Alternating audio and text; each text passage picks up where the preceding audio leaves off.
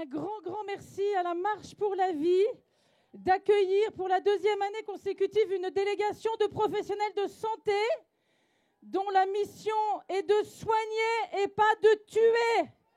Petit rappel,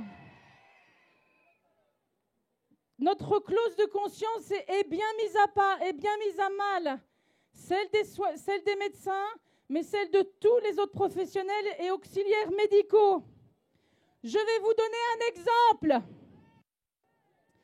Lorsqu'une femme n'est pas accueillie ou lorsqu'on ne lui donne pas les moyens de l'aider à accueillir la vie, on la fait entrer dans un service pour se faire avorter.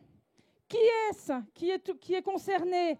La conscience du médecin prescripteur, oui, et sa clause de conscience. Mais c'est la conscience aussi tout court du médecin qui va délivrer une entente préalable pour cet acte.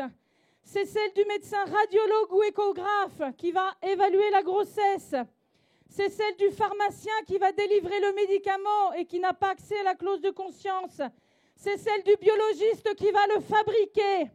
C'est celle de la sage-femme ou de l'infirmière qui va l'administrer et à qui on va dire « Pourquoi tu ne fais pas le sale boulot ?» au cas où elle le refuse. C'est celle de la cadre de santé qui choisira une chambre pour la patiente.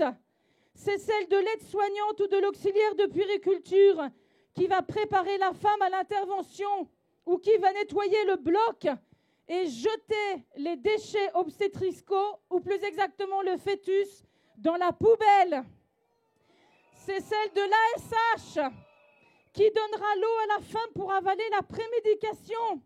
C'est encore la conscience de la secrétaire médicale qui s'occupera des papiers administratifs en vue de l'IVG. C'est aussi celle de l'assistante sociale ou de la psychologue susceptible de rencontrer la femme en vue de l'IVG.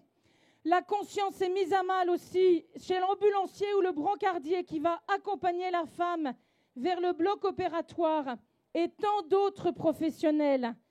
Oui, en plus du médecin directement impliqué, ce sont des dizaines de professionnels qui sont concernés par la réalité de l'avortement.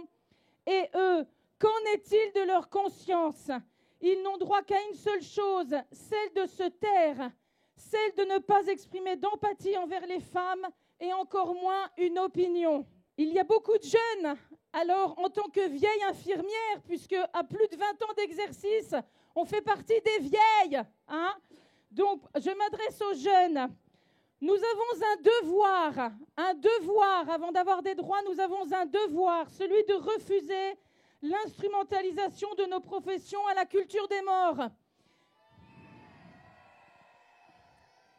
Mais nous avons un devoir encore plus grand, c'est celui d'inspirer la culture de vie dans nos services et dans nos lieux de travail.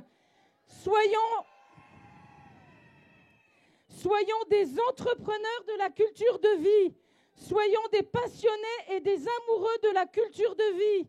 Nous devons en rayonner par la teneur de nos connaissances, par nos enseignements, par la solidité de nos compétences, par notre disponibilité aux autres, par notre sens de l'écoute et notre compassion, et enfin par le regard infaillible que nous portons sur toute vie humaine. Soyons courageux.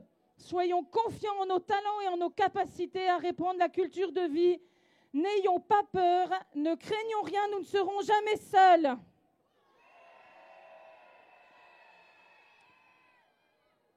Sachons pour conclure que dans toute l'histoire de l'humanité, la vie et le respect de la loi naturelle ont toujours été victorieuses. C'est notre seule espérance. Merci.